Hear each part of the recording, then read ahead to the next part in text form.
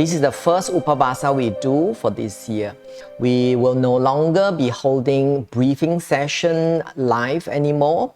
Nevertheless, we will always hold a Q&A session for people after watching the video. You might still be unclear about certain things, or maybe you missed some points that you want to get clarified. So this will be the way that we will conduct our UPAVASA from now on.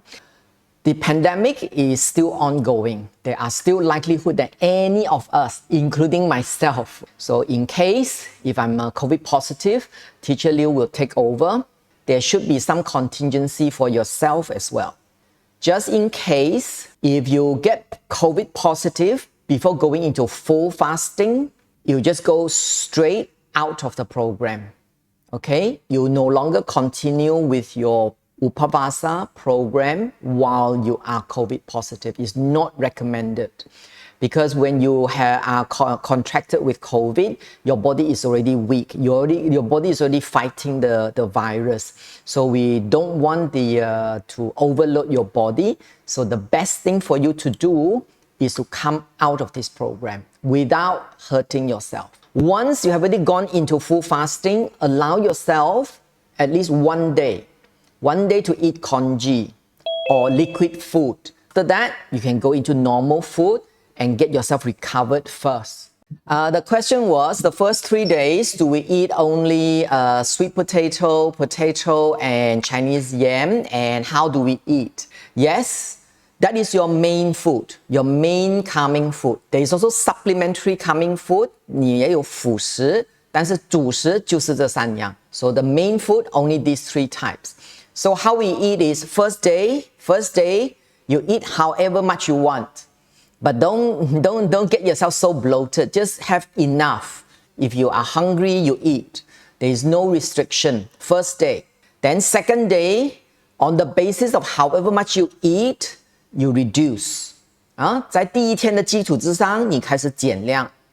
Then on the third day, you'll be on the basis of second day, you reduce. Okay? The amount of reduction is not absolute. As far as your body can take, reduce however much you want.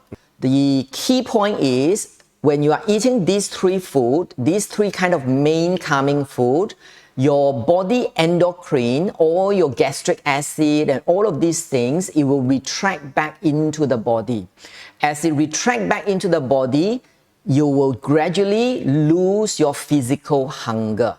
You may have psychological hunger because you are still thinking about food, you're still thinking about your nasi lemak, but your physical body doesn't need anymore.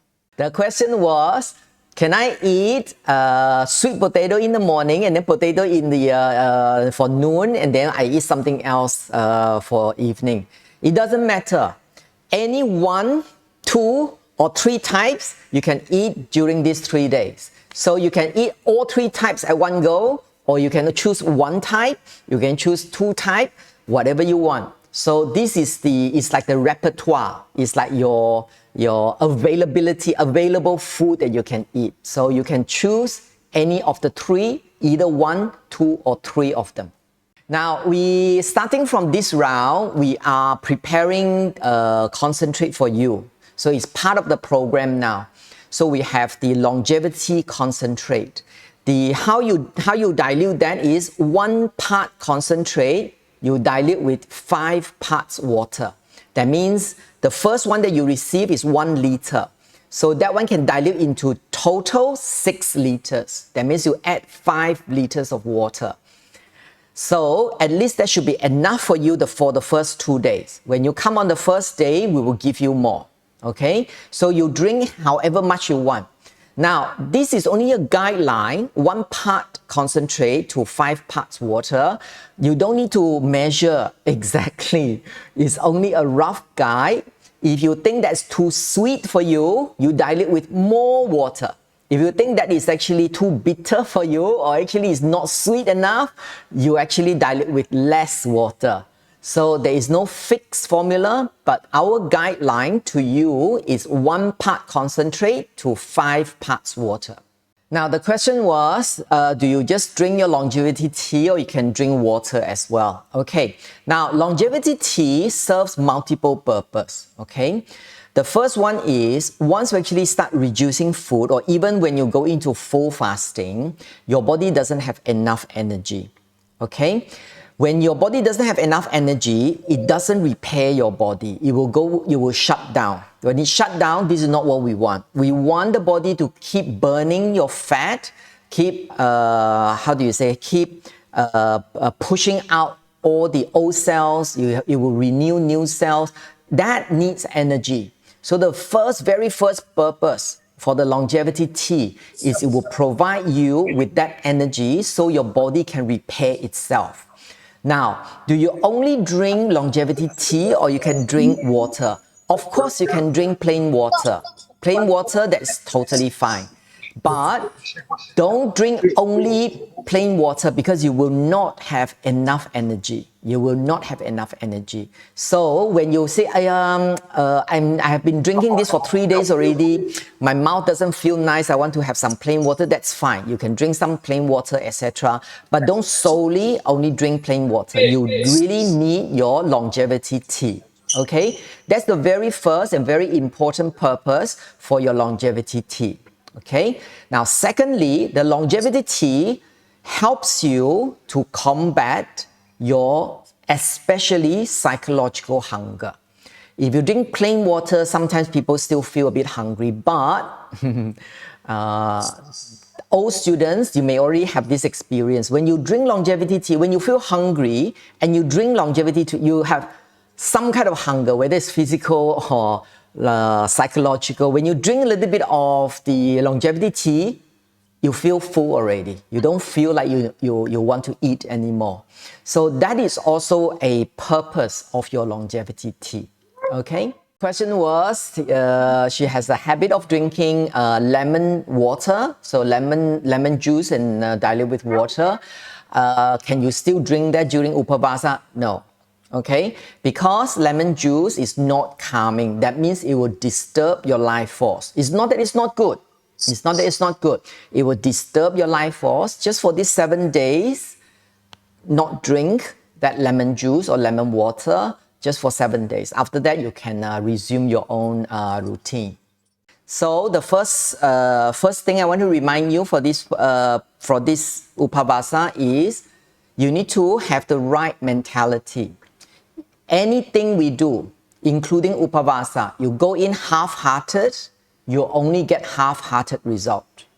So don't overload yourself. If you think you are going to be very busy, it's probably better not to participate this round. Maybe wait for another round when you are not as busy. So in order for you, we also want you to have the benefit. We also want you to see change in your body.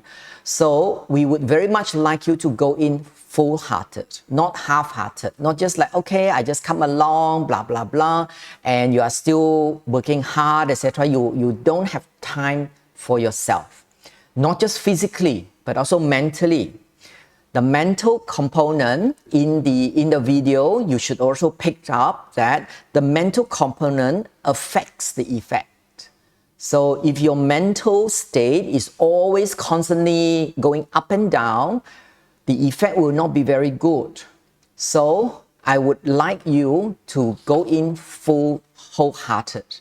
That means you need to have that commitment to allow yourself time for this process. Okay? Slow down a little bit on your normal life so that you can give yourself time, the body, to have enough time to repair itself. So if you are very busy, then I would not suggest you to join this time. You can always join another time. Okay? If that's commitment okay, then this is a good time for you. Okay? Now, that's the first thing I want to remind you. The second thing I want to remind you is if you feel you are very low energy, even if you are in full fasting mode already, it is totally okay to eat some calming food. It is totally okay. Now, from our experience, people who want to lose a lot of weight, they think they have the mentality that the less they eat, the better the effect. That is not true. From a weight loss, pure weight perspective, maybe that might be the case. But when you are very low energy, your body will burn up muscles, blood, and even your bone marrow. That will hurt you even more. So you will actually become much weaker even if you lose more weight. So it is not about how much weight you lose, it's the quality of the weight that you lose. Okay, so I would like you to bear that in mind. If you feel you are very lethargic, you feel you don't have enough energy, it is okay. Allow yourself to eat some calming food. That will help you. Okay, that's the second thing that I want to remind you. Third one I want to remind you is don't underestimate the sadhana exercise that we do every day. The sadhana exercise is designed for a purpose. Okay, there are three main reasons why we need to practice that. The first one is it will protect your body because your stomach, your intestine, when we don't eat, when we go into fasting, it collapses. But because we are animal of habit, even if your endocrine, your gastric acid doesn't come out, but the stomach will still move. Okay? Your intestine will still move. So when it moves, there is friction. And that friction can cause harm to your body. So when we learn this Qigong in the sadhana, it actually allows that to have air inside the body. The body will kind of artificially inflate it, so even if it's moving, it doesn't rub against the inner walls of your stomach and your intestine. That protects you, especially when you go for long fasting. Now, we don't do for long fasting. We got full fasting only for 2 days. Especially you go for long fasting, this can hurt your body without practicing the sadhana. Okay, so 7 days program is relatively safe, but even then you need to be careful. You need to be careful because every individual is different. So that's the very first reason we want to do that. Secondly, don't think that when you are practicing sadhana like the Qigong, it actually exhausts your energy. It actually, at the same time, yes, we need energy to do the movement, but at the same time, it also replenishes energy. So because as we use the breathing into the exercise, it actually helps you to recover, helps you to restore your energy. If you have experience, let's say practicing yoga, sometimes we just lie down and just breathe. You will find your energy will come back. And that is a similar effect when we do Qigong. So that's why Qigong also helps you to restore your energy. Of course, when you're not familiar with the movement, you might exhaust more energy than you can restore, but that is just the process. Slowly, we will get used to it. Okay, that's why in our sadhana exercise, we don't just purely have Qigong, we also have some pranayama at the end.